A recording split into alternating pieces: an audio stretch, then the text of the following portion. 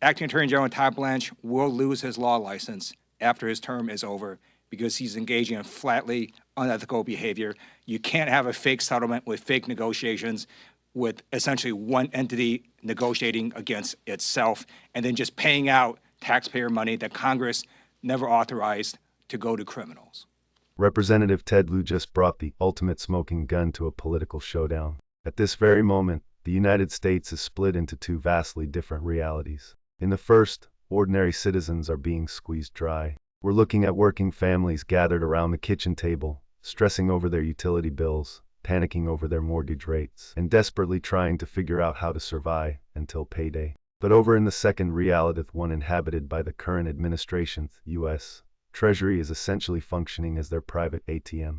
We are looking at a $1.8 billion paper trail that this administration presumably hoped to sneak right past the American taxpayers. This is far beyond standard partisan bickering. It is a forensic breakdown of a government that is purposefully turning a blind eye to a crippling cost of living crisis to build a gigantic financial reservoir for convicted felons. Before we unpack the pure legal madness of how they miraculously located nearly $2 billion, and exactly why the highest-ranking attorney at the IRS stepped down in protest, you have to hear the groundwork Ted Lieu lays down. Pay close attention to the stark contrast he illustrates right here. We have a cost of living emergency in America.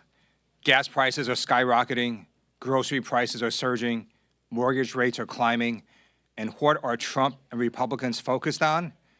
A $1 billion taxpayer-funded ballroom, a giant arch in D.C. to honor Trump, and now we learn a nearly $1.8 billion slush fund to pay criminals who are friends of Donald Trump, including January 6 rioters.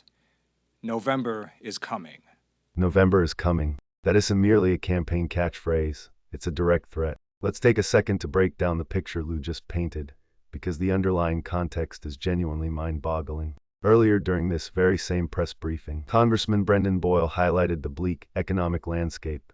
Gas prices in certain regions spiked from under $3 to north of $4.50 a gallon in a mere 2 months, a staggering 50% jump. Meanwhile, 15 million citizens are staring down the barrel of losing their medical coverage due to aggressive budget slashing. And exactly how does this administration react to this widespread financial devastation? By pushing for a $1 billion ballroom equipped with a helipad, a massive archway in the Capitol to celebrate themselves, and most terrifyingly, a $1.8 billion reserve fund to bail out the insurrectionists from January 6. While everyday people fight just to keep food on their plates, the executive branch is laser-focused on compensating criminals. But how exactly does someone just stumble upon nearly $2 billion within the federal budget? You can't simply draft a check of that size. You require a mechanism. You need a systemic loophole. Keep watching until the end, because the exact second Lieu details how they orchestrated this massive payout serves as a masterclass in holding rogue,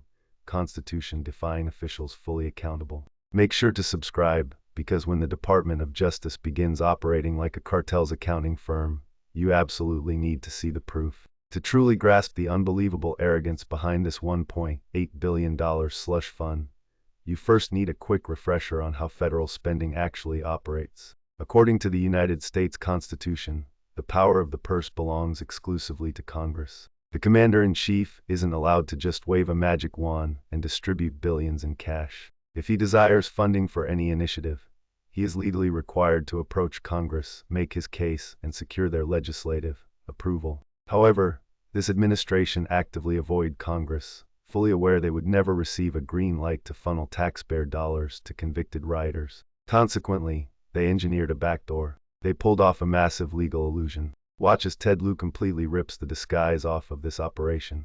Now, let me tell you a little bit about why this nearly $1.8 billion taxpayer-funded slush fund is completely unethical and totally ridiculous. First of all, it came as a result of a settlement between the IRS and the Department of Justice. Well, it turns out both those agencies are the same entity because they both report to Donald Trump. So it's like settling with yourself. And with these fake negotiations and this fake settlement, magically appears nearly $1.8 billion to pay people who have been convicted of crimes. Lieu doesn't need to resort to cheap gotcha journalism. Instead, He presents this structural absurdity as his primary piece of evidence. He zeroes in directly on the most fundamental rule of governmental checks and balances. A single entity cannot legally negotiate against itself to greenlight massive financial payouts. The smoking gun he presents is a phantom settlement completely fabricated by the executive branch. Just comprehend the magnitude here. We are talking about almost $1 billion.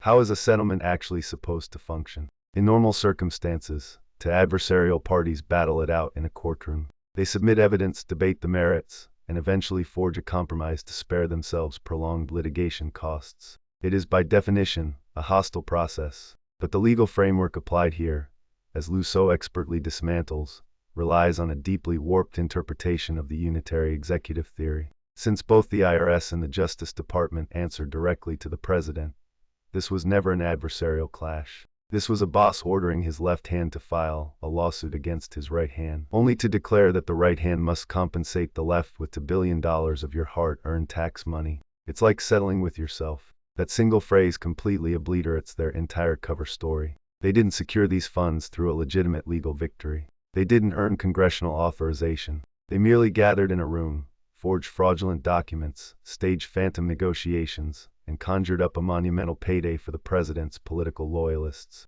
This is exactly how you hold the untouchables to the fire, by exposing to the American people that the government is being manipulated to settle a multi-billion-dollar score with its own commander-in-chief. When you pull the trigger on a scheme this outrageously unlawful, you require attorneys to rubber stamp the paperwork.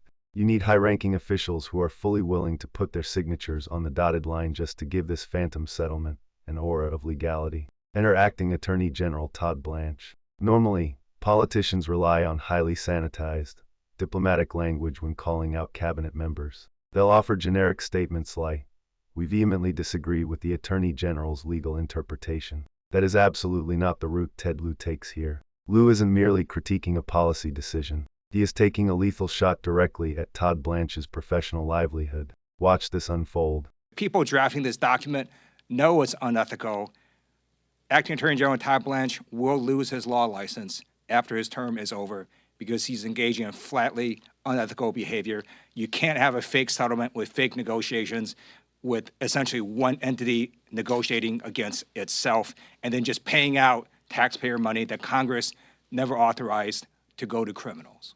Notice the shift in Lieu's demeanor the moment the evidence pivots from shady bureaucratic deals to legitimate, career-ending consequences. Todd Blanche will lose his law license. Just let the gravity of that statement sink in. A sitting U.S. congressman, who is a practicing attorney himself, is staring directly into the lens and putting the highest-ranking law enforcement officer in the country on notice. The argument he's constructing here is an inescapable snare for the administration. Circumventing Congress to authorize a multi-billion-dollar payout isn't merely poor policymaking. It transcends a simple partisan dispute. It is an offense worthy of total disbarment. Lawyers are governed by an incredibly rigid code of professional ethics. You are strictly forbidden from drafting fraudulent legal documents. You cannot participate in mock litigation designed to swindle the United States Treasury. By openly branding this as a fake settlement, Lieu is actively laying the foundation for a formal ethics grievance with the Bar Association. When an acting attorney general becomes completely consumed with facilitating the president's private slush funds rather than upholding the law, the facade of impartial justice completely vanishes. Lieu is broadcasting a dire warning to every single attorney currently employed at the DOJ. If you put your fingerprints on this document, if you greenlight this transaction, your career will evaporate the second this administration loses power. Predictably, Trump's loyalists will waste no time launching a counteroffensive. They will flood the cable news networks claiming that this is nothing more than a routine bureaucratic reallocation of funds. They will accuse Ted Lieu of playing dirty partisan games. But Lieu holds one ultimate trump card, and this is not a subjective opinion. This is a cold, devastating, undeniable fact. In the midst of any colossal financial cover-up, you always look for the insiders who refuse to play ball. You search for the people bailing out of the lifeboat before the ship goes under. Listen very closely to what transpired inside the IRS the moment they received the order to finalize this $1.8 billion fabricated settlement. At the same time, our committees are going to do the work of what committees have always done in the past, which is oversight. So today, Ranking Member Raskin on House Judiciary is making a request for subpoenas to Acting Attorney General Todd Blanche and the other people that worked on this slush fund document. This $1.8 billion slush fund is so unethical that the general counsel of the IRS resigned because of it. So we want Acting Attorney General Todd Blanche to come in right now and answer questions. If Republicans don't go along with that, we're going to get the gavels, as the chairman said, next term, and we will get Acting Attorney General Todd Blanche in if he lasts that long. The absolute smoking gun in this scenario is a high-profile internal departure. The general counsel of the IRS resigned because of it. Let's hit pause right there. The general counsel is the absolute highest-ranking legal authority for the entire Internal Revenue Service. We are not talking about a junior intern. This is a seasoned legal professional whose sole responsibility is to guarantee the agency functions strictly within the parameters of federal tax legislation. Attorneys operating at the echelon do not quit their jobs over petty policy spats. They do not throw away decades of prestige over a minor scheduling dispute. They walk away when they are ordered to execute something overtly illegal. They resign the moment they review a contract, recognize it as a federal crime, and declare, "I am not spending time behind bars for you." If this arrangement is as flawlessly legal as the administration insists, why did the top attorney at the nation's premier tax authority jump ship? This is exactly why those in power furiously battle against transparency. It has nothing to do with ongoing litigation or typical legal settlements. It's because sunlight remains the ultimate disinfectant. When Lieu announces to the press corps that Jamie Raskin and the Judiciary Committee are drafting subpoenas, he is aggressively reclaiming the rule of law from an administration that treats public funds like a private defense shield. They are issuing Blanche an ultimatum: present yourself to Congress and testify under oath regarding this phantom settlement, or prepare to face the unmitigated fury of congressional subpoenas the moment Democrats reclaim the gavel this November. The underlying principle here is agonizingly straightforward. Accountability perishes in the dark corners of backroom deals. Just take a step back and survey everything we've exposed from a single press conference. We are dealing with a government that tells its own citizens to just suck it up when gas prices explode and inflation decimates household budgets. We are watching an administration eagerly slash medical coverage for 15 million citizens under the guise of fiscal responsibility. Yet, when it's time to fund a $1 billion taxpayer-subsidized ballroom, the cash is instantly available. When it involves a $1.8 billion slush fund meant for convicted January 6th rioters and loyalist cronies, they quite literally fabricate a fake settlement, sue their own agencies, push out their top legal minds, and magically summon the money out of thin air.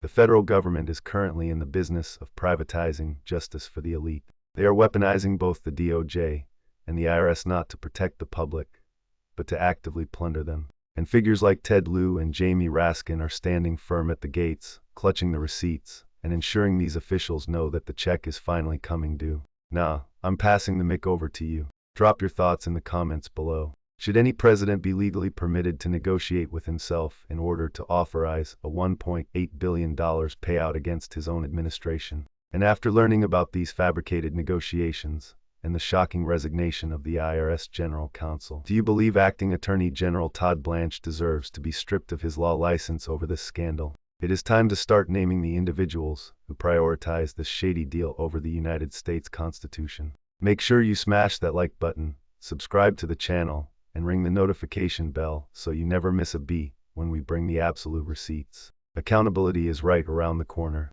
Thank you so much for watching, and I'll catch you in the next video.